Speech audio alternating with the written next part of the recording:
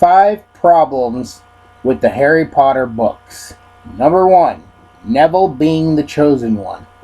Okay, so let me start by saying I can't understand why this is a thing.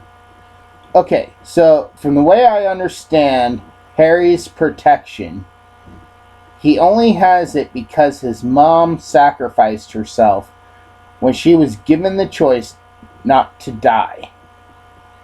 So a lot of people have said Neville could have been the chosen one. Here's the thing.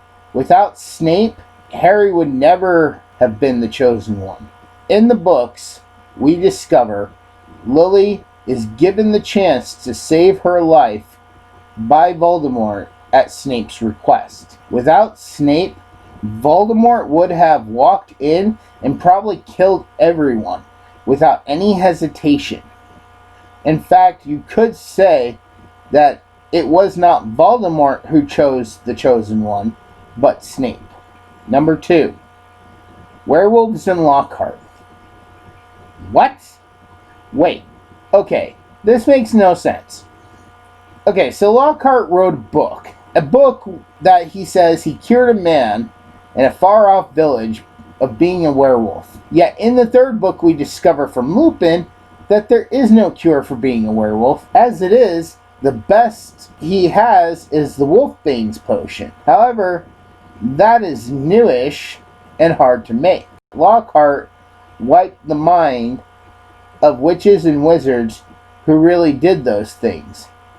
But when he wrote about it, people would have called BS. Otherwise, he would be getting hired to try what he did on that werewolf with all the other werewolves. Reason why is because really the only werewolf that liked being one was Greyback. And I'm sure the other wizards don't want to be outcast.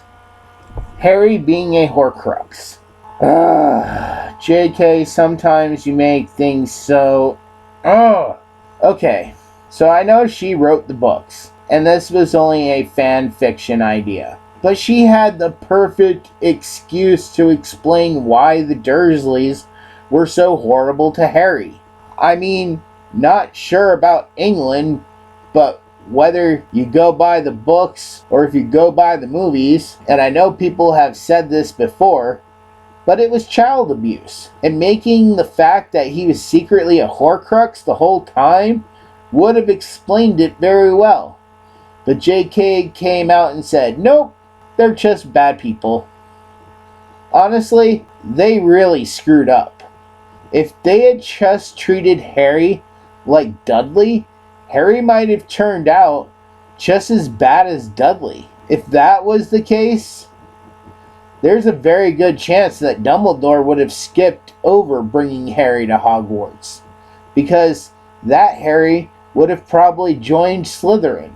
Number 4, Snape. Okay, so Harry is generally a good person, and I am shocked that he does not flip out on Snape in the earlier years, because most kids would have. My biggest issue is that Harry ends up hating Snape so much, yet he mainly uses the spell Expelliarmus, which is a spell he basically learned from Snape in year 2. If he hates the guy so much, why is he using that spell specifically?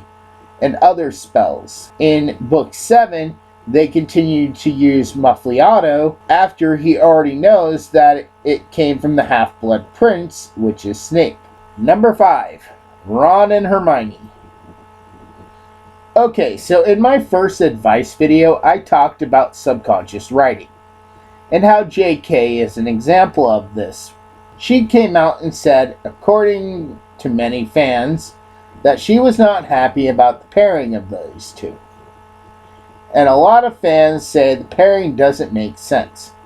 However, the evidence from all the books, and I do mean all the books, tell a different story, simply based on human psychology. Just disclaimer, I am not a psychologist, but I can understand basic human emotions.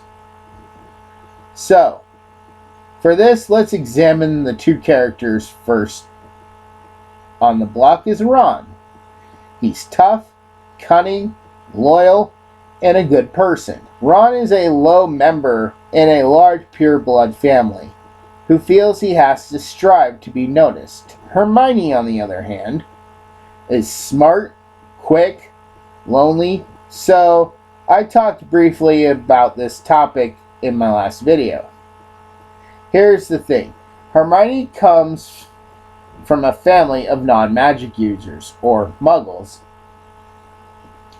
Her parents would never understand what she can do, and we never really learn much about her family, other than that they are dentists. She, however, has a friend that is attracted to her, who she can outsmart and kind of control. His family all love her and treat her like a daughter or a sister. Long before Ron and her hooked up, they had their share of arguments, but this is normal friend stuff. By the end of the series, there is nothing Ron would not do for her. Harry, on the other hand, was not interested in her, nor she him. Plus, she did not have the same family connection that Ron's family had. She spoke with Ron more and spent more time at the Burrows. To her, that connection was strong and valuable. Not to mention, by the end of the books, they had been through a lot. Not saying they never fought again. I'm sure they probably did. But they really loved each other. So the connection was there and built up since book 1, when they started becoming friends. She looked at Harry as a brother. She was sure about Ginny forming a similar bond with Harry, which she knew since probably her second year that Ginny was crushing on him.